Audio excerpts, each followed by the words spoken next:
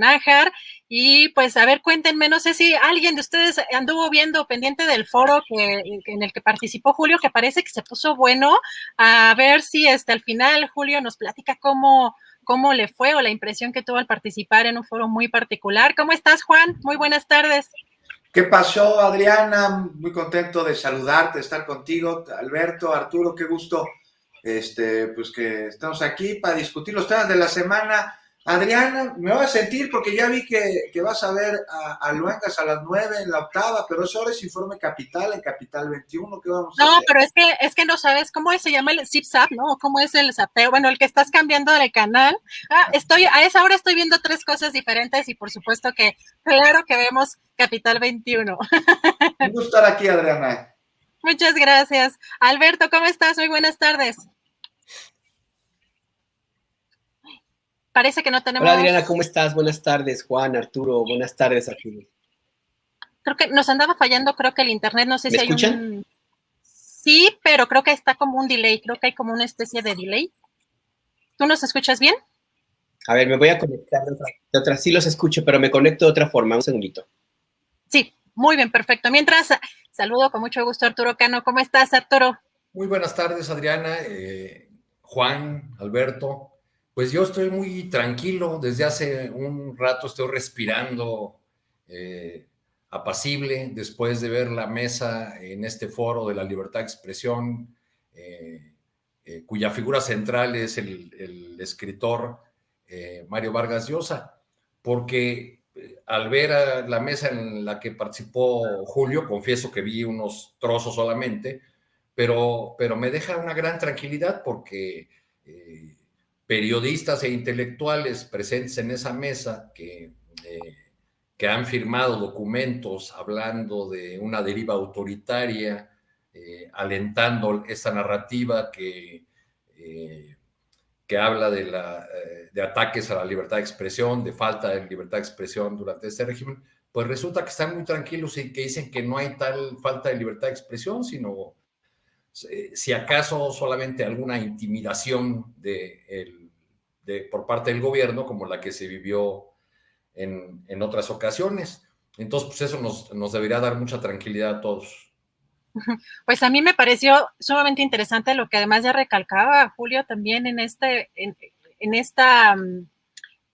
imagen en donde veíamos pues la mayoría hombres, y yo le decía a Julio, pues creo que eres el único periodista independiente, cuando pues hemos visto que además gran parte del periodismo independiente es el que ha hecho pues grandes aportes al periodismo de este país. Así que bueno, vamos a ver si más adelante se conecta Julio, porque creo que estaba en el trayecto. Me decían, yo pensé que duraba como 2 horas, creo que no, creo que duró como 1 hora y media por lo que entiendo. Entonces me imagino que ya está de regreso Julio, y a ver si al final podemos tener alguna impresión, que yo no alcancé a ver la mesa completa, pero es lo que vi, se puso bastante intenso. Ya me estaban corrigiendo que no era Salvador Camarena, que originalmente estaba en el panel, sino era Petersen, Diego Petersen. Entonces, bueno, ya nos platicará Julio, a ver si se conecta más tarde. Y empezamos, pues, esta mesa. Juan Becerra Costa, yo empezaría con este tema de la CELAC, el saldo de la CELAC. No hemos platicado con ustedes sobre este tema, que además parece fundamental, sobre todo porque hay críticas también, por ejemplo, de gente muy cercana a esta cuarta transformación. La propia Marta Bárcena escribió un artículo donde dice que se trató de una reunión desperdiciada de alguna manera, cuya agenda estaba dividida o robada por Venezuela, además pues de estas confrontaciones en el tema de pues, la invitación también al presidente de Cuba. ¿Cómo viste esta reunión, Juan? Pues me parece bien como propones, estimada Adriana. ¿Qué te parece? Vamos a ver algo de lo que dicen los detractores a la cumbre, y algunas de sus propuestas, porque ahí Adelante. están, y luego no es lo que se habla, ¿no? Es importante saber también qué tanto juicio crítico tiene la crítica. No sé si ustedes de acuerdo conmigo, Adriana, pero a ver, señalan de entrada, es esa desde la semana pasada, que por qué se invitó al presidente de Cuba, ¿no? O a Maduro, ¿no? Ahí cuando vimos el último momento que venía en su avión. O sea, aquí habríamos, no sé tú qué opinas, ser muy claros y objetivos en que la CELAC es la cumbre de estados latinoamericanos y el Caribe, y bueno, pues tanto Venezuela como Cuba forman parte de la región y son miembros desde que me parece que en 2011, con Calderón como presidente de México, se creó. malo sería no convocar a uno de sus miembros a una cumbre tan trascendente. Eso me parece que sí sería un error. Ahora, no faltan quienes aplauden la tristísima conducta con la que recordarás que Fox insultó a la isla de Cuba y con ello nuestra política exterior al decirle a Fidel que comes y te vas. Entonces me resulta increíble que todavía existan personas que consideren que fue algo digno de ser aplaudido y que tendría que haberse replicado en esta ocasión, así el nivel de buena parte de la oposición. Pero bueno, también se quejan mucho de que México señaló a Estados Unidos de intervencionista.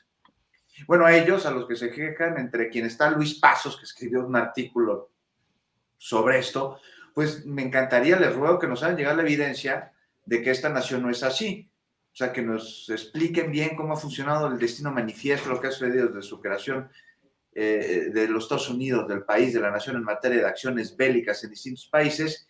Y bueno, ya que son especialistas en el tema, quisiera también preguntarles si saben de casualidad de alguna nación que haya sido invadida por los Estados Unidos de Norteamérica durante, pongamos, ¿qué te gustan? Los últimos 100 años, que no sean ricas en recursos naturales o que no tengan una localización geográfica que sea estratégica, ¿no? A ver si saben de alguno. También dicen que es un error solicitar que se retire el embargo a Cuba. Ah, Chihuahua, ¿no? Que son muy defensores de los derechos humanos y que están preocupados por el pueblo cubano. Caray, ¿no? Y bueno, también andan muy preocupados por el Ministerio de Colonias estadounidenses, por la OEA, ante la propuesta de reformarla o bien sustituirla por un organismo pues que en verdad busque generar acuerdos ante las disputas, que concilie, que tenga un papel de mediador y que pues también vele por el cumplimiento de los derechos humanos. ¿O qué será que no les gusta porque no les conviene que existe un organismo encargado de esto y que lo haga de manera eficiente? Y aquí regreso al bloqueo a Cuba rápidamente, Adriana, porque es justo algo de lo que la tuvo que haber gestionado para tirarlo y al contrario, ¿no? Y justo en este tema está lo que considero el mayor de los aciertos de la cumbre, el pronunciamiento para detener ese bloqueo, algo que sin duda no es nuevo, no es una demanda además que es exclusiva de los países de la región. Apenas 184 países en la Asamblea General de la ONU exigieron que se ponga fin a pues que es una extorsión criminal que Estados Unidos de manera unilateral ha impuesto. Pues con la CELAC se ve con todo y las diferencias y hasta uno que otro exabrupto, pues una búsqueda que me parece auténtica de solidaridad regional, que ahora la podemos ver reducida en la firma de una serie de compromisos. Y entonces estará el verdadero reto aquí de la CELAC en que se cumplan esos compromisos y sobre todo que se van a trabajar en ellos, ¿no? Pero ya, y que no quede anecdótico aquel fin de semana en México. Gracias, Juan. Alberto, creo que ya tenemos la conexión restablecida, ya te veo muy bien. Pues parece que el expresidente Vicente Fox quería un come si te vas 2, además. ¿Cómo viste tú este evento? ¿Qué beneficios le trae a México? ¿Se consolida el liderazgo del presidente pues en este evento? ¿Cómo lo viste, Alberto? Mira, pues Vicente Fox quiere muchas cosas. Yo creo que lo que debería anhelar, lo que debería querer con toda su alma es estabilidad emocional y salud mental de entrada, que creo que le sería bastante útil al expresidente. Pero y también un poquitito de tranquilidad para aquellos que han estado cuestionando la cumbre. Me refiero, por ejemplo, al ex canciller Jorge Castañeda, que escribió un artículo para decir que fue un fracaso porque no se pudo formular una propuesta para hacer a un lado a la OEA y para tratar de sustituirla por otro organismo. Pues eso no estaba realmente en la agenda y solamente, y me extraña mucho de Jorge Castañeda, que se dice que es muy avesado en términos de la diplomacia mexicana, pues que se haya querido el cuento de que efectivamente pues eso podía ser posible. Pues es un poco complicado llegar a un consenso de esa naturaleza cuando tienes países que son muy afines a Estados Unidos. También habla de un fracaso por la falta de convocatoria. Bueno, pues yo he visto otras cumbres convocadas también en otros gobiernos que no han tenido este nivel de convocatoria. Más allá de eso, yo sí creo que es un resultado positivo para la presencia del presidente López Obrador en América Latina. Consolida esa parte del proyecto que empezó a caminar desde hace ya algún tiempecito en el sentido de mirar hacia el sur y tratar de separarse un poco hacia la atención completa hacia los intereses de Estados Unidos. Es imposible separarse, por supuesto, pero por lo menos sí recuperar un poco aquello que se extravió a partir de 1994 con la entrada en vigor del Tratado de Libre Comercio de América del Norte.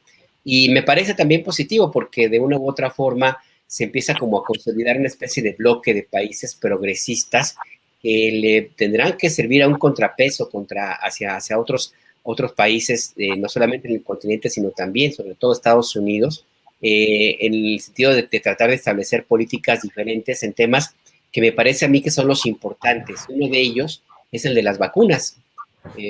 Hay que recordar que hay países de América Latina que no tienen suficientes dosis y que tienen un nivel de inmunización muy bajo. Y hay países de llamado primer mundo donde pues las vacunas están ya casi a punto de caducar, como se mencionaba hace algunos días. Entonces, a mí me parece que el hecho de que se hayan tomado acuerdos en ese sentido es ya de suyo positivo y consolida así, por supuesto, una presencia importante de México. No sé si en los tiempos de aquellos de los años 80, en que se le consideraba el hermano mayor, pero sí por lo menos un apuntalamiento distinto al que llegó a tener en los tiempos de este inefable personaje llamado Felipe Calderón, de este frívolo, el payaso de las cachetadas Vicente Fox, y que estaba totalmente extraviado en otro tipo de frivolidad con Enrique Peña Nieto. Hacía mucho que era necesario restablecer esta presencia diplomática de México porque es un país importante. América Latina no se puede entender sin México y es bueno que ahora se tome conciencia de eso y pues se camine en esa ruta. Adriana. Gracias, Alberto.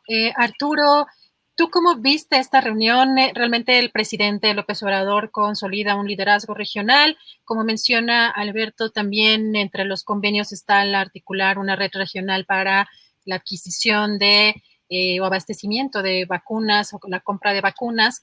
¿Cómo viste? Evidentemente se esperaba, ¿no? Se esperaba y ya se había anunciado incluso también por parte del canciller Marcelo Ebrard, pues una posible salida o alternativa a la OEA. ¿Cómo viste tú esta reunión, Arturo? Pues evidentemente no fue posible que se consiguieran los grandes logros que se anunciaron o se perfilaron con esta reunión. Entre otras cosas, porque el conjunto de los países asistentes pues estaban en la lógica de tomar acuerdos que tienen que ver con materias como la salud, que es muy importante, no es poca cosa que se haya logrado eso, no es poca cosa también que se haya utilizado ese espacio para un mensaje de la República Popular China, que tiene cada vez más presencia en nuestra región.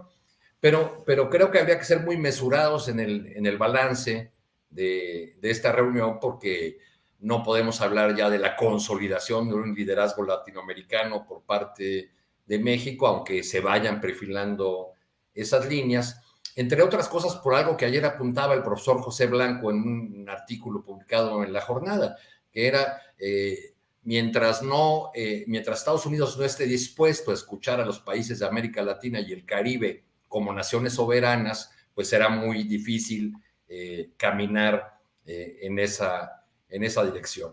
Existe, desde mi punto de vista, en estas reuniones como de la CELAC y en otras acciones y declaraciones del gobierno mexicano, un afán de llevar a Estados Unidos a una negociación en los temas que son de la agenda binacional y de la agenda multilateral con América Latina, pero con muchas resistencias de Estados Unidos, como prueba que no haya el hecho de que el presidente Biden no haya respondido la carta. En esta compleja y difícil relación que tenemos con Estados Unidos, mientras se dan estos discursos que buscan alzar la bandera de la soberanía latinoamericana, etcétera, vemos otros hechos de este mismo gobierno que tienen que atender la realidad geopolítica de nuestra vecindad con Estados Unidos. Y enumero rápidamente los que tenemos a la vista. Ahí está la política migratoria de contención de este río humano que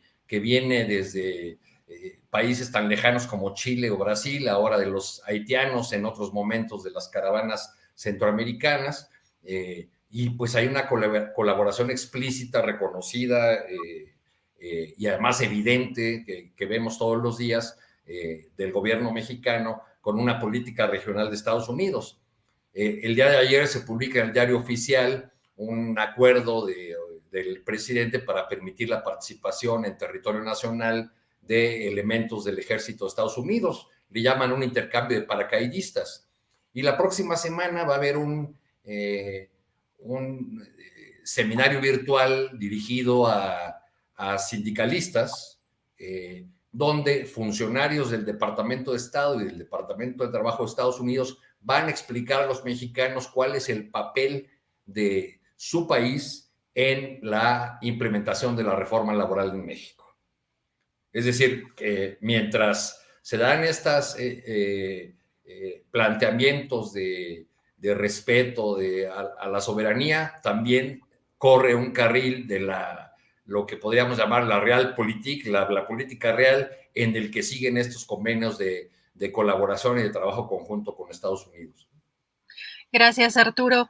Pues vamos a cambiar ahora de tema. ¿Qué les parece si, bueno, retomando un poco la visita de Santiago Abascal, el líder del partido de ultraderecha Vox, y que fue invitado por el coordinador de los senadores del PAN, Julián Rementería, y quien ahora, el día lunes, salió una aparente investigación, ahora retomando o haciendo el papel de investigadores en el Partido Acción Nacional.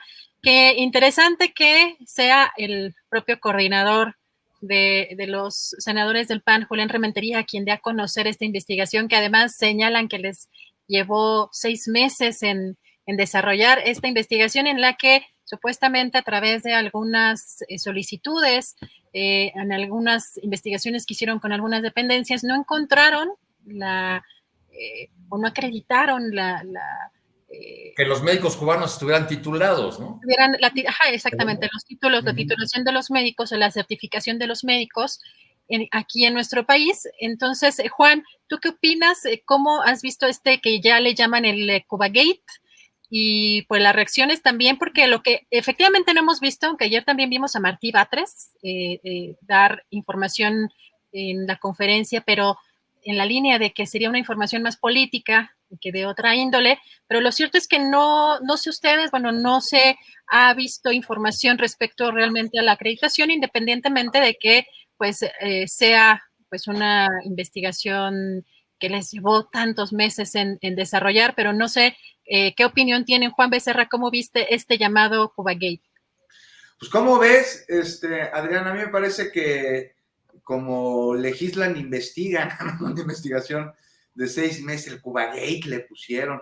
No, hombre, pues ya que hay que hablarle rápidamente, no sé, ofrecer a Rementería que se vaya a colaborar en los Estados Unidos, pues no sé, podría investigar quién mató a Kennedy, podría, con este proceso que llevó a esto del Cubagate. Mira, este asunto de Rementería es muy penoso, entrada.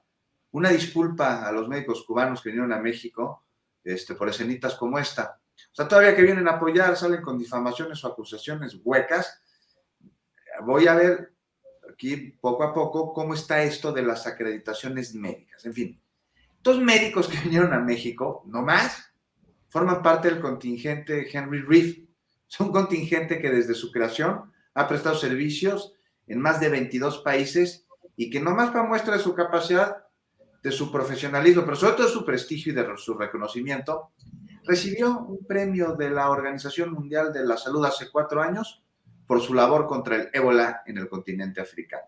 O sea, una investigación de 6 meses, dijo Rementería, que le llevó a descubrir que a los médicos se les pagó, hazme el favor, y que incluso se les dio hospedaje, se les dio comida, en lo que él llama un fraude orquestado por el gobierno de México y de Cuba. Pues, ¿qué se esperaba? Por supuesto que se les pagó. O sea, fue muy clara la jefa de gobierno, la doctora Sheinbaum, en ese sentido. O sea, no hay nada que esconder. Se les pagó a los médicos igual que se les paga a los médicos mexicanos. Eso por lo de la lana que se les dio. Ahora, es una lástima la falta de conocimiento y de cultura general de algunos de nuestros legisladores, pero sobre todo el sentido común. Aquí hay que dejar muy claro que los médicos cubanos fueron acreditados por el Ministerio de Salud de Cuba con especializaciones de epidemiólogos, de médicos generales, muchos de ellos, de especialistas en medicina crítica, en biomedicina, y también vinieron especialistas en enfermería general o enfermería especializada, que es la que sobre todo se requiere para atender a pacientes de COVID.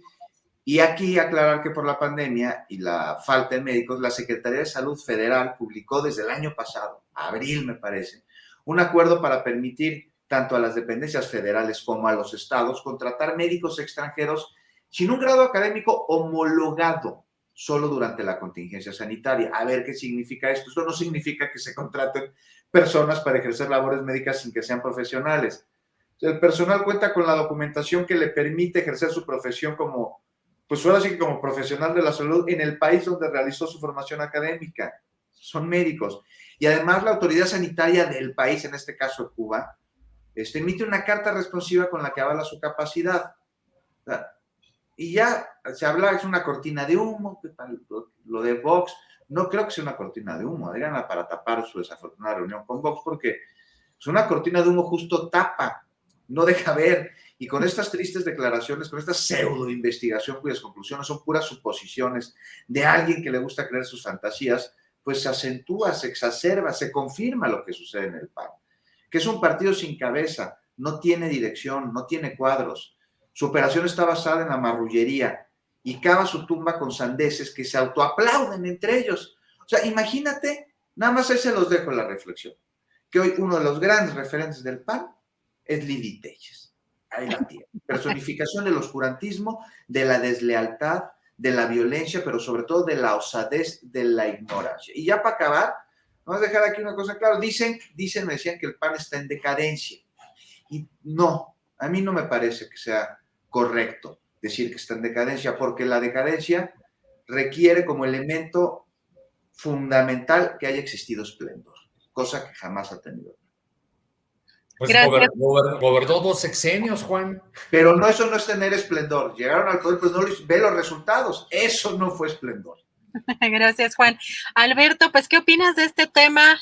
Ya están haciendo investigaciones, no sé si periodísticas, que les llevó 6 meses. La verdad es que sí llama mucho la atención que ese hilo que colocó en su Twitter el senador les haya tomado 6 meses. ¿Tú cómo ves este caso, Alberto? No, bueno, pues me acordé de Enrique Peña Nieto y su tesis famosísima, ¿no? O sea, a ese nivel, pues la verdad es que es un ridículo grandísimo el que hizo Julen Rementería con esta supuesta investigación profunda.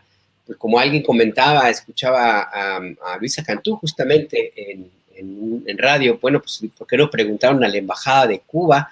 Seguramente ahí les hubieran dado alguna referencia, algún documento como el que menciona Juan.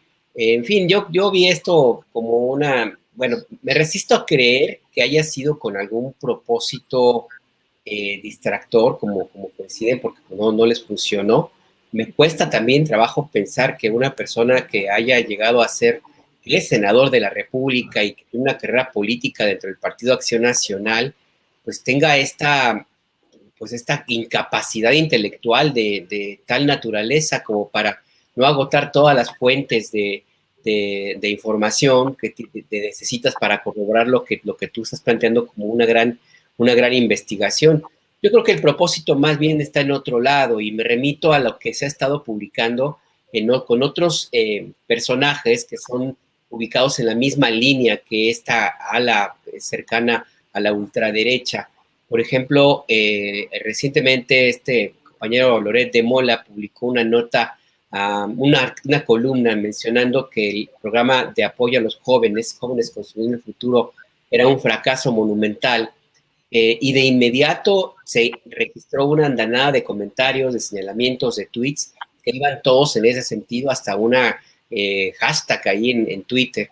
Y lo mismo sucedió con el caso ahora mismo de Julen Rementería y su acuciosísima investigación, lo que me hace a mí pensar que se trata básicamente no de realmente aportar algo al debate político, sino de dejar sentado algo que le puede servir en algún futuro para algún propósito, crear esa narrativa, de irla construyendo, de una narrativa de un gobierno que está en el caos, que no cumple con las responsabilidades, y eventualmente utilizar todo esto para cuando la memoria sea un poco menos, digamos, robusta, como puede ser ahora mismo que recordamos lo que sucedió con Julián Rementería, y utilizarlo convenientemente cuando le sea más fácil sembrar esa idea, porque ya se ha demostrado que, como ocurrió en la Ciudad de México con las alcaldías que perdió el partido en el gobierno, que hay muchísimas personas que están dispuestas a creer lo que sea con tal de sentirse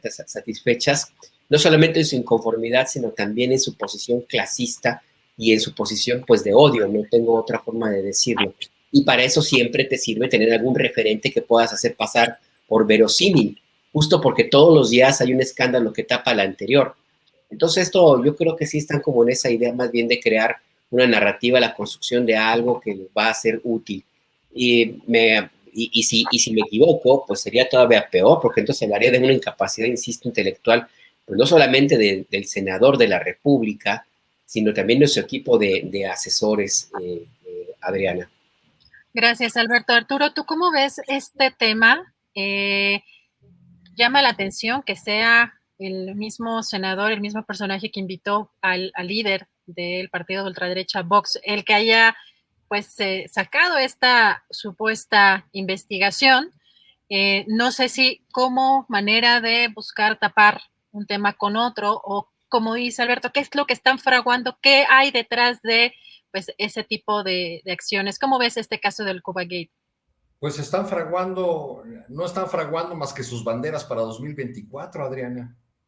O sea, el PAN está instalado en una estrategia rumbo a 2024 y rumbo a 2030, alimentando la idea de un país polarizado, de un país que tiene que decidir entre libertad y autoritarismo, entre dictaduras y democracias, entre meritocracia y estado de bienestar. O sea, yo no los veo como temas separados. O sea, lo de Vox y lo de esto que han llamado algunos el Cubagate, que es un ataque nuevamente a los médicos cubanos, porque les resulta muy fácil irse por ese argumento que obtiene muchos oídos en las clases medias mexicanas, pero pues básicamente es el mismo tema, el de Vox y toda la narrativa que están construyendo desde la oposición de un gobierno no solo ineficaz, sino incluso criminal.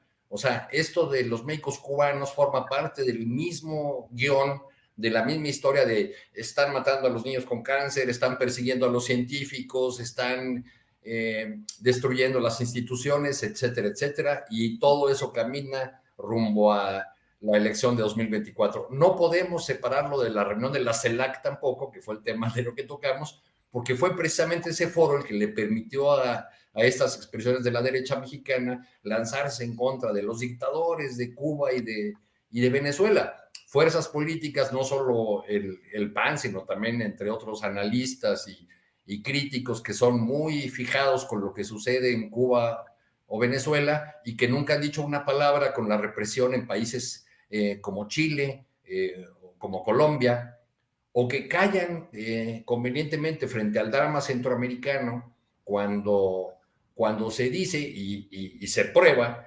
que Honduras, por ejemplo, un país que aporta una buena parte de los solicitantes de asilo en México, tiene un narcogobierno. O sea, el de Juan Orlando Hernández es un gobierno no solo con señalamientos muy duros de estar ligado a cárteles de narcotráfico, sino ya incluso con condenas. Un hermano de Juan Orlando Hernández está preso y sentenciado en Nueva York. Gracias. Es el García Luna de aquellos, ¿no? Así es, el García Luna.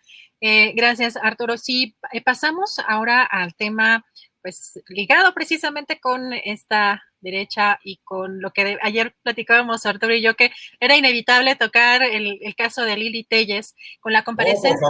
No, por favor.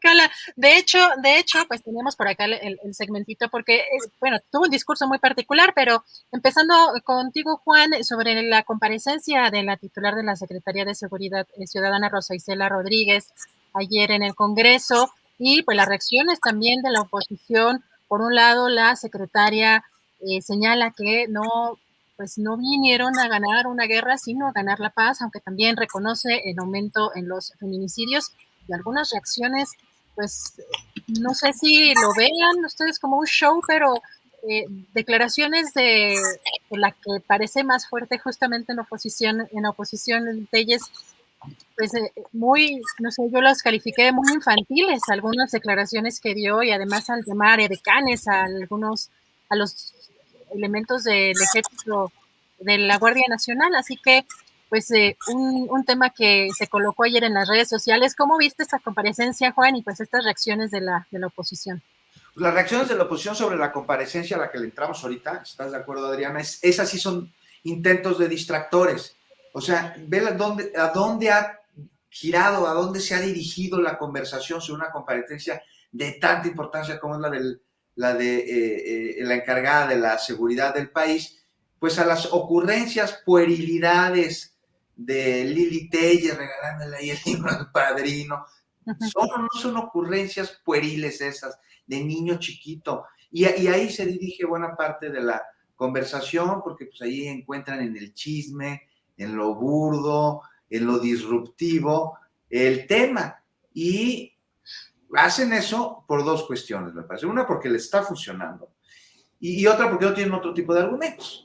Ya lo hemos visto en el PAN últimamente, ¿no? Ahí está la respuesta, por ejemplo, al informe de la jefa de gobierno de la Ciudad de México el viernes pasado, que en un caso que a mí me llamó enormemente la atención, y ahí vemos la mano de Martí Batres como secretario de gobierno de la capital, pues la mayor parte de los posicionamientos fueron espaldarazos a la jefa de gobierno, los distintos grupos parlamentarios en el Congreso local, y la del PAN fue la única que ahí reclamó, insultó, infirió y supuso sin ningún tipo de sustento. Lo mismo sucedió ayer en la comparecencia de Rosa Isela. Y ya sobre la comparecencia en sí, pues no sé, Adriana, sin duda esperamos resultados en materia de combate a la delincuencia, en seguridad, lo más pronto posible. O sea, es un asunto aquí de vida o muerte. Y la seguridad me parece la principal promesa de campaña de Andrés Manuel López Obrador, y es también el principal compromiso a corto plazo de su gobierno. Y aún es un asunto pendiente en muchas zonas del país en las que a diario mexicanos matan mexicanos, roban, extorsionan, corrompen, muchas zonas en las que familiares desaparecidos tienen la pesadilla terrible de no saber qué pasó con sus seres queridos. Y bueno, ¿se atiende el problema? Sí. ¿Es suficiente? No. Por lo menos, eso sí, por primera vez se reconoce que hay que atender las causas del problema, que es un asunto que no solo responde a una cuestión que competa a dependencias de seguridad de las Fuerzas Armadas, sino otras también que generen que se trabaje el campo, que haya infraestructura, que las industrias produzcan, que los trabajadores gocen de sus derechos laborales, que haya atención en materia de salud, que la educación sea de calidad, que las calles estén asfaltadas, que existan servicios para que así, entonces, los grupos criminales no usurpen, como han venido haciendo durante las últimas décadas, las funciones del Estado. Decías, no venimos a ganar una guerra, venimos a ganar la paz, señaló claramente la secretaria. Esto marca un cambio en la estrategia que durante décadas no solo no funcionó para disminuir el crimen, sino que lo empeoró. O sea, también dijo, Rosicela, no me encontrarán acuerdos con criminales, tampoco me van a encontrar compromisos oscuros. Algo muy diferente a lo sucedido, por ejemplo, en el sexenio de Felipe Calderón, en donde el encargado de la seguridad del país, pues estaba claramente coludido, ¿qué deja tú coludido? Trabajaba para un grupo criminal. Entonces, esto que señala la Secretaría de Seguridad, a mí me parece que es algo que no se puede discutir, que se está trabajando con mucha lealtad. Ahora, hay que reconocer sí que han bajado los índices de criminalidad en varios delitos. También hay resultados en aseguramientos. Pero, por ejemplo, en crímenes, ya lo mencionabas tú, Adriana, de enorme peso en la sociedad, como los feminicidios, hay incrementos. Lo que es clara señal de que hay que reconocer que al menos en este delito la estrategia que se ha tomado no es la adecuada y partir de ahí, no seguir intentando es una misma estrategia cuando no funciona. Y habló el presidente también, ¿no?, sobre este tema y las reuniones diarias que realizan los integrantes del Gabinete de Seguridad. Dijo que ayudan enormemente para tratar los problemas de violencia en el país y que buscan estrategias para prevenirlas. Y está muy bien, pero insisto, no es suficiente. ¿Qué está pasando con la coordinación entre el gobierno federal y policías estatales o municipales, como sucede en Guanajuato, donde ya se está discutiendo si hay terrorismo, y en donde, si bien es el Estado el que parece impedir que haya colaboración con el gobierno federal, pues esto tiene que ayudar en estas reuniones de gabinete, pues estrategias para precisamente salvaguardar la integridad de los pobladores de estados como es Guanajuato o como Jalisco, en donde también el Poder Judicial es de lo más desconfiable. Entonces, eso es lo que opino más o menos de lo que sucedió con Rosa Isela Rodríguez, y te digo, de estas sí cortinas de humo que pone la oposición ahora en su paladín, que es Lili Téllez. Así es, Juan Becerra, muchas gracias. Alberto, ¿cómo ves tú esta comparecencia, pero también de las declaraciones que dio, que, bueno, bastante particulares? La senadora Lili Téllez decía que estas reuniones de las que hablaba Juan Becerra, justamente de estas reuniones de seguridad, eran reuniones para tomar café, para despertar bien, entre otras de sus declaraciones, que además con un discurso muy actuado, muy dramático ahí en el Congreso. ¿Cómo viste tú esta comparecencia, Alberto? Pues mira, Lili Téllez se comportó muy Lili Téllez, muy cercana al ridículo. O sea, en realidad ahí me parece que sí fue una cosa muy sobreactuada. Parecía que estaba confundiendo en la tribuna del Senado de la República con el diván, de la consulta semanal, quincenal que deberá tener por ahí con la ayuda psiquiátrica, no lo sé. A mí lo que me preocupa, bueno, no es tanto que exista un personaje como Lili Téllez, con todas las características que pueden sonar a chunga inclusive, sino lo que hay detrás de ella, no como ella como persona, sino como el personaje que, como bien dice Juan, es un personaje que empieza a cobrar popularidad, que está siendo impulsado, que está muy arropado por los medios tradicionales. Casi todo lo que dice, todo lo que hace, hasta la barbaridad más bárbara, si se puede utilizar el término, es destacado en medios como el Universal, por ejemplo, inclusive como Reforma. Se está construyendo también, mira, alrededor de esta senadora, alguna idea, la percepción de que puede ser una alternativa para una posición política mayor. Me llama la atención que existan algunas encuestadoras que la hayan ubicado ya como parte de una posibilidad a medir para una eventual candidatura. Y todo esto, pues, es evidentemente falso, no solamente por lo que implica la capacidad intelectual de un personaje como ella, sino porque es algo que es evidentemente inflado, no tiene de dónde tener alguna asidera. Para poder ser presidente de la República, pues se necesitaría por lo menos tener alguna lectura, alguna capacidad de análisis, algo de colmillo político. Digo, me van a decir... ¿Por qué sigues criticando a Fox, caray? Déjalo en paz. Exactamente, pero inclusive alrededor de Fox había algo que se construyó y había alguna idea. El grupo San Ángel. Ajá, exactamente. Había ya algo por allí, un respaldo que yo no lo veo más allá en Lili Téllez, no más allá de algo muy inmediato y muy cercano a la ultraderecha, que es muy peligroso.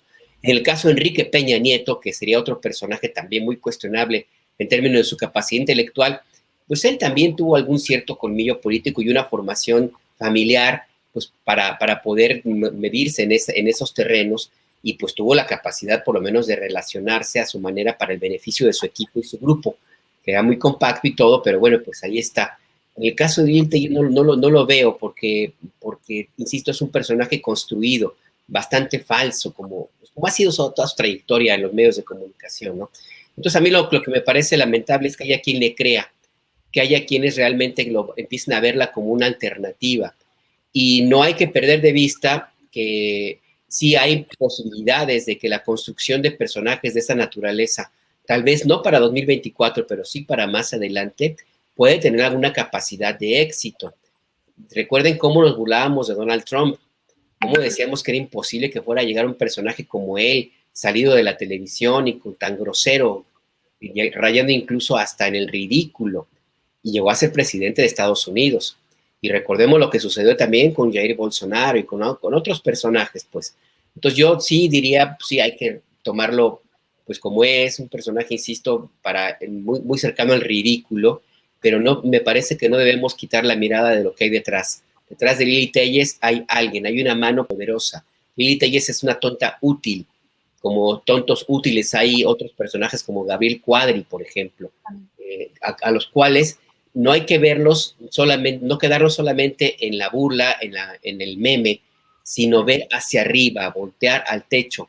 ¿Quién es la mano que mueve estas marionetas? ¿A quién le va a servir? ¿Cuál es el propósito?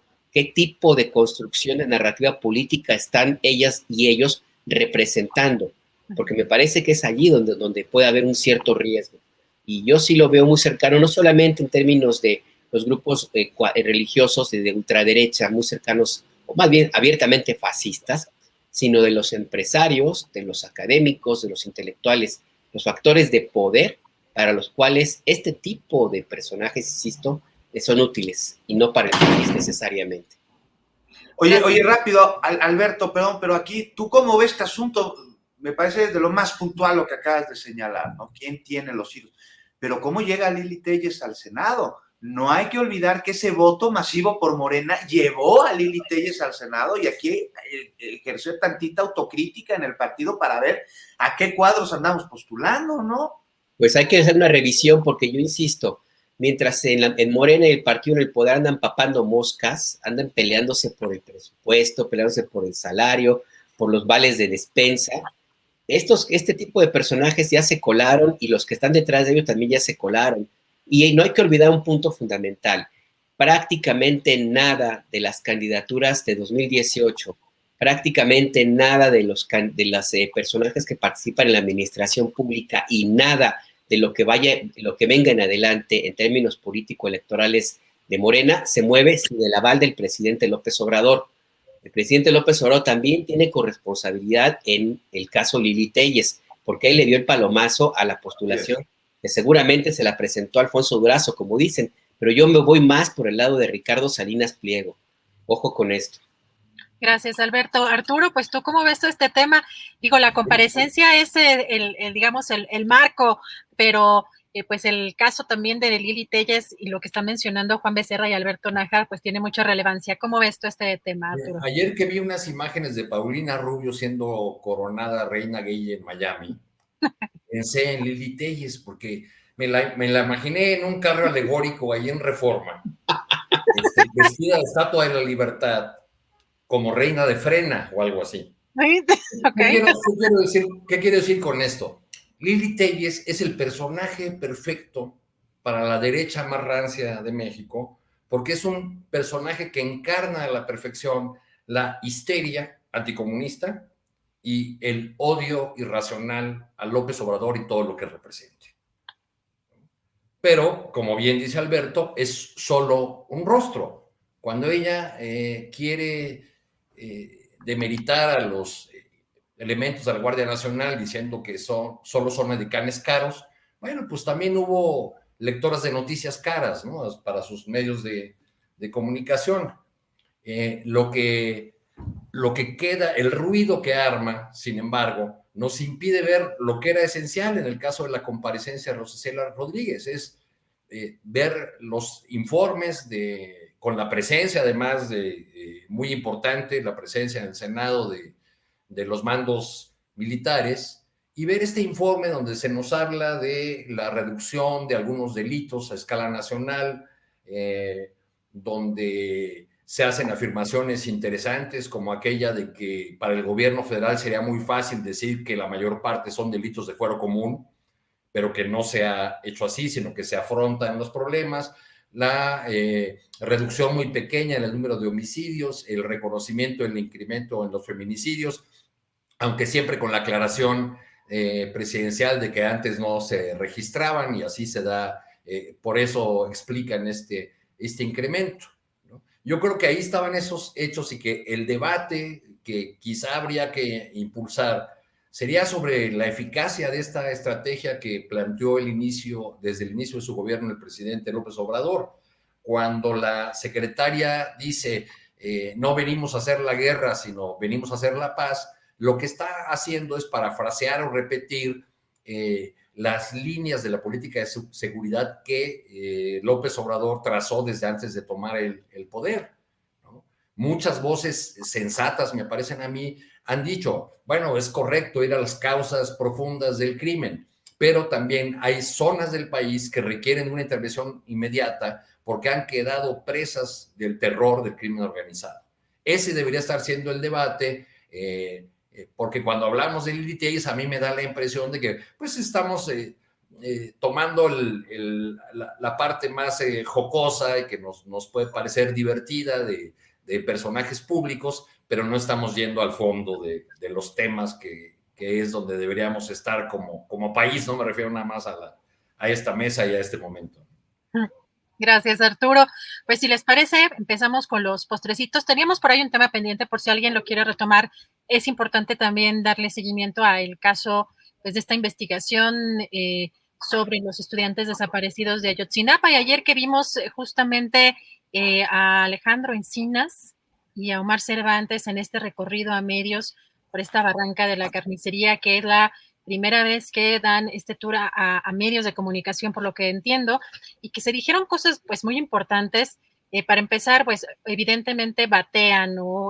Van a tirar esta verdad histórica o la llamada verdad histórica y ponen varios elementos en la mesa. Sin embargo, interesante también, ayer tuvimos una entrevista con Vidulfo Rosales, el abogado de los padres y madres y familiares de los 43 normalistas desaparecidos, en el que decía que cuando se tocan las mesas, en las mesas que tienen con el presidente de la República, el tema del ejército, pues hay una reticencia aún en este caso. Entonces, que todavía al parecer no habría, digamos, un avance en estos términos.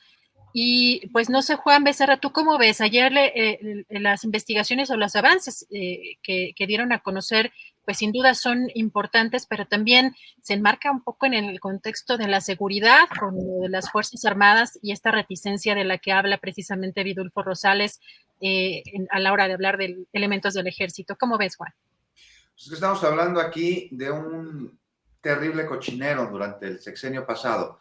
De entrada, Adriana reconoció las labores alrededor de la búsqueda de los normalistas de Ayotzinapa, porque lo que estamos viendo, no estés de acuerdo conmigo, es evidentemente voluntad, pero también resultados. La voluntad no es suficiente si no hay una especialización en la metodología. Y estos resultados se dan debido precisamente a las labores durante la administración actual se están llevando. Y aquí hay un punto a destacar. O sea, hay que ver qué sucedió durante la administración anterior. O sea, se dieron todos los esfuerzos en el sentido de intentar borrar cualquier evidencia. Por eso los resultados ahora son tan valiosos y de una gran labor. El caso de Ayotzinapa es tan revelador de cómo se hacían las cosas en este país que lo podríamos utilizar como ejemplo, ¿no? O sea, estamos hablando de criminalidad coludida con la autoridad, impunidad, ausencia de derechos humanos, carencia de empatía al dolor de las víctimas y de sus familiares, y una coordinación interinstitucional para taparse unos a otros todo el cochinero que iban dejando. Y con las investigaciones recientes, pues se ha logrado en parte algo que parecía imposible, una narrativa creíble de los sucesos ocurridos en septiembre de 2014 y que parece indicar que existe la posibilidad de llegar hasta la verdad sobre lo que le sucedió a los jóvenes y su paradero. O sea, tendrá que venir también una narrativa de lo sucedido durante y después de la participación de las autoridades involucradas en la desaparición de los normalistas. Entonces también tendrá que darse a conocer la desaparición de las evidencias, porque una vino después de la otra, para que sí se lleve ante la justicia a los perpetradores a sus encubridores y a los encubridores de este terrible hecho sucedido que indignó no solo a México, sino a todo el mundo. Y va a estar complicado, pero yo no lo veo imposible, porque te digo que veo voluntad, pero sobre todo capacidad por parte principalmente de la Subsecretaría de Derechos Humanos de la Secretaría de Gobernación, de Alejandro Encinas y de todo su equipo. Ni perdón ni olvido, dice ya la frase que todas las noches en el pase de lista se pone y se grita. Tiene que haber perdón, pero para que exista perdón necesita haber justicia, y para que exista justicia necesita haber verdad. Y estamos aún lejos de encontrar la verdad, sobre todo de los encubrimientos posteriores a la desaparición de los jóvenes. Y todos ellos tienen que rendir cuentas con la justicia, incluyendo los efectivos del ejército mexicano que se vieron involucrados en los hechos o que taparon lo que sucedió. Gracias, Juan. Alberto, ¿tú cómo ves este tema?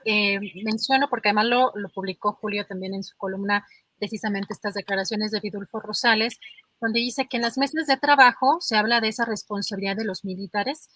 Se pregunta, cuando el tema se toca, responde el abogado, responde Rosales, obviamente no se quiere abordar. Vemos nosotros a menudo una tendencia de querer proteger, de no querer conflictuarse con esta institución. ¿Cómo ves este recorrido que hicieron ayer Encinas y Omar Cervantes con medios y estas declaraciones del abogado? ¿Cómo ves el caso Ayotzinapa, Alberto? Mira, el caso Ayotzinapa me parece que demuestra mucho que dentro del gobierno del presidente López Obrador y en general el movimiento que lo acompaña, el movimiento político, hay diferentes posturas y con cierta frecuencia entran en conflicto. Está la posición de Alejandro Encinas, por ejemplo, y la Comisión Nacional de Búsqueda, lo que ocurrió pues con la famosa modificación de la Ley Orgánica de la Fiscalía General de la República, en donde la Comisión Nacional de Búsqueda y Alejandro Encinas abiertamente cuestionaron lo que finalmente consiguió este fiscal Alejandro Gertz Manero, que retrocedió la Fiscalía General de la República a los años 70, porque es el propósito que tenía básicamente Gertz Manero. Y lo que sucede en el caso de Ayotzinapa también me da una idea de que efectivamente hay como varias líneas, varios grupos pues que están de pronto en conflicto. Y yo tengo la impresión, desgraciadamente, que del lado del presidente López Obrador, pues se inclina más a la protección hacia el ejército. Y yo soy pesimista en ese sentido, si nos atenemos a lo que dijo Vidulfo Rosales, en el sentido de que el presidente López Obrador, al momento de que se trata de abordar la responsabilidad o no de militares en este que es un crimen atroz, que es la violación de derechos humanos más grave en los últimos años de la historia reciente de México, el presidente López Obrador parece que olvida el compromiso que tiene, que hizo y que sostiene, al menos en el discurso, de encontrar la verdad y encontrar a estos jóvenes. Como que no acaba de entender que para poder seguir esta misma ruta de su propio compromiso, pues tiene que pasar necesariamente porque el ejército también sea sujeto a investigación. Entonces a mí me parece que por ese lado no sé hasta dónde eventualmente pueda haber una posibilidad de que efectivamente el ejército abra la puerta a que se den las investigaciones que sean necesarias. Si tomamos en cuenta que ya a partir del próximo año, pues ya empieza a entrarse el país y el propio movimiento político del presidente López Obrador en otra dinámica ya más cercana a la sucesión presidencial. Por lo demás, sí coincido con lo que decía Juan, en el sentido de que el caso Ayotzinapa es una muestra justo de cómo se hacían las cosas y se siguen haciendo todavía en este país. Y para eso nada más un dato que mencionaban ayer mismo en la visita a la Barranca de la Carnicería. Dentro del expediente que conforma la llamada verdad histórica, la Procuraduría General de la República ubicó geográficamente a la Barranca de la Carnicería en un sitio distinto al que realmente tiene, a donde realmente está.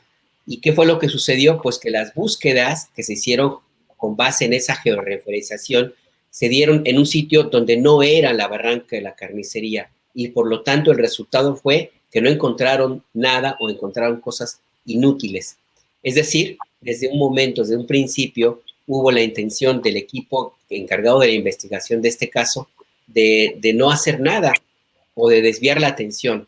y el dato clarísimo es que ellos ubicaron a este sitio en un lugar distinto y los resultados, por supuesto, fueron distintos. Entonces, me parece que el hecho de que ayer se haya dado ya en esta visita y que se haya hablado abiertamente del tema y que se hayan encontrado y se haya dado a conocer públicamente cómo es que se encontraron los restos de un par de estudiantes y las condiciones en las que estaban, me parece muy relevantes. Y nada más aporto un dato que lo publicamos en pie de página, por cierto. Se encontraron restos de 2 estudiantes que no tenían huellas de haber sido expuestos al calor intenso de una hoguera, sino que tenían muestras de haber estado a la intemperie. ¿Esto qué significa? Que no fueron cremados. Y esto significa entonces que no murieron dentro de la forma como la famosa verdad histórica señala. Entonces me parece que es valioso este dato. ¿Hasta dónde va a avanzar? Pues ojalá que hasta dar con el paradero de los estudiantes, pero insisto, si el ejército no quiere abrirse pues, y el presidente apoya al ejército en ese sentido, el pesimismo va a estar allí. Gracias, Alberto. Arturo, híjole, muy complicado este tema, siempre delicado el tema del ejército. Ayer en las declaraciones que daba Omar Cervantes decía que había un conglomerado de funcionarios que actuaron de forma ilícita, pero también hablaba este funcionario encargado de este caso Ayotzinapa de que ya estarían judicializados por lo menos un ministerio público, pero que ya estarían, digamos, en esa línea de judicializar pues estas responsabilidades. ¿Cómo ves, Arturo, este caso?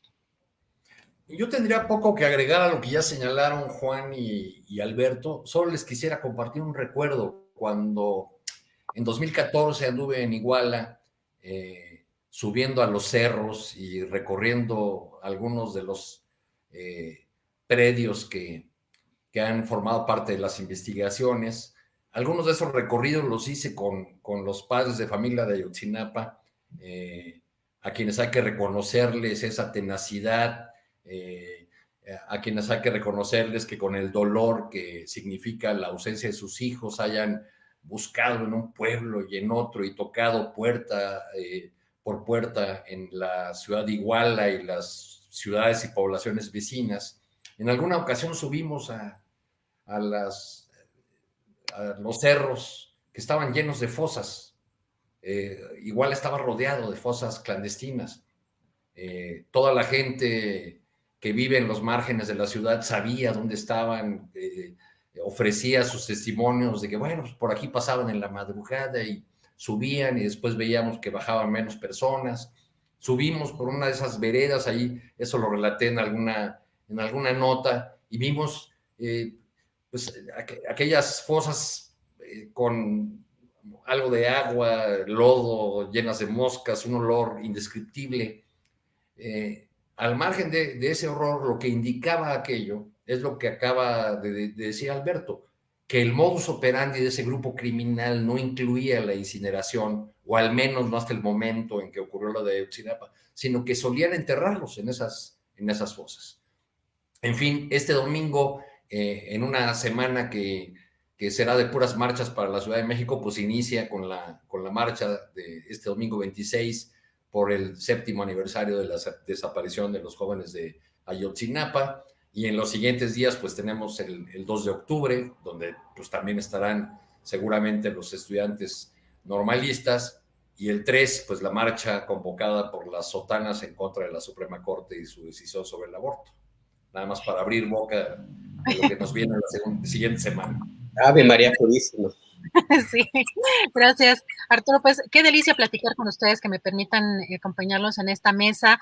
Juan Becerra, pues si quieres un mensaje breve, un anuncio, obviamente a las 9 de la noche, para que veas que además si ayer estabas con Saúl Arellano, porque cuando le cambié, porque ando a veces, Julio también tiene sus videocharlas más o menos entre las 8 y las 9, 9:30, dependiendo, empezando con 3 cosas luego a la vez. Tuviste a Saúl Arellano de México Social, así que para que veas que sí estaba yo pendiente, y aquí en el cambio, y obviamente pues en la mañana también con Momentum, y Arturo Cano pues en la jornada. Siempre estamos pendientes de sus trabajos, queridos colegas. Y pues Juan, ¿con qué quieres cerrar? ¿Algún mensaje, algún anuncio, algún comentario final?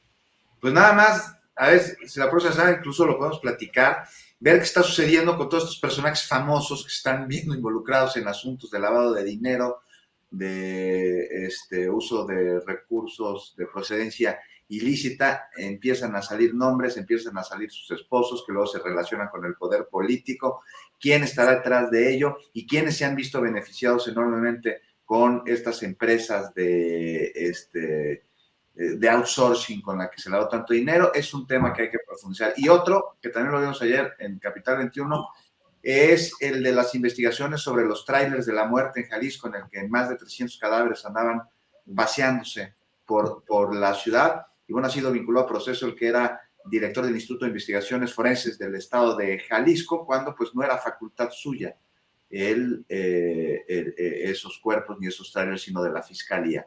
Y sobre el exfiscal y el secretario de gobierno, incluso el exgobernador, bueno, a él ya lo mataron, pero no hubo ni siquiera alguna investigación. Es un tema que también necesita estar en el tintero. Claro, y justo tuvimos una entrevista, Juan, hace ratito tuvimos una entrevista con Darwin Franco de Zona Docs, precisamente sobre este tema que causó pues, mucha conmoción, el tratamiento de, pues, primero la saturación de los cuerpos pues sin identificar y luego el tratamiento. La verdad es que en un país de fosas, en un país de muertos, de violencia, pues siguen impactando este tipo de escenarios, así que pues sí, sin duda vamos a poner en la mesa esos temas para la siguiente semana, Juan. Y Alberto, ¿tú con qué quieres cerrar? ¿A dónde nos invitas?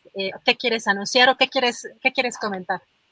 Bueno, ya tú comentaste de momento, pues mañana a las 9 de la mañana en el canal de Rompeviento TV, ahí nos vemos, ahí están todos cordialmente invitados, por supuesto. Ojalá algún día podamos organizar una mesa todos los que estamos aquí, sería muy, muy buena. Y nada más cerrar con un apunte rapidísimo, la crisis migratoria con las personas migrantes que vienen de Haití, es algo que no podemos despegarle la mirada. Hay que ahondar en la manera en las cuales pudieron escapar de ese cerco militar que existe en la frontera sur de México y lograron llegar en autobuses hasta el norte del país, hasta Ciudad Acuña, en el caso de Coahuila, y también hacia la parte de Tamaulipas. Esto nos habla de algo más allá de solamente lo que hemos visto hasta ahora, que es un grupo de personas que no tienen, vienen escapando de la pobreza, por supuesto, y la violencia en su país. Habla de una estructura que les ha permitido moverse y llegar hasta allá. Y yo creo que el tema va a seguir y va a agravarse. Entonces, esto puede ser una piedrota en el zapato de nuevo, para el presidente López Obrador. Habrá que estar pendientes, Adriana. Y gracias.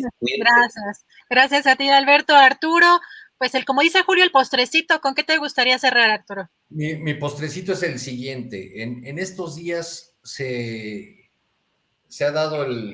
ha repetido el fenómeno de que ese escándalo, a veces sin sentido, que es nuestro debate público, está lleno de palabras que se usan con mucha irresponsabilidad, con mucha facilidad. En estos días, para criticar acciones e invitaciones del presidente López Obrador, se ha usado mucho la expresión dictadura, ¿no?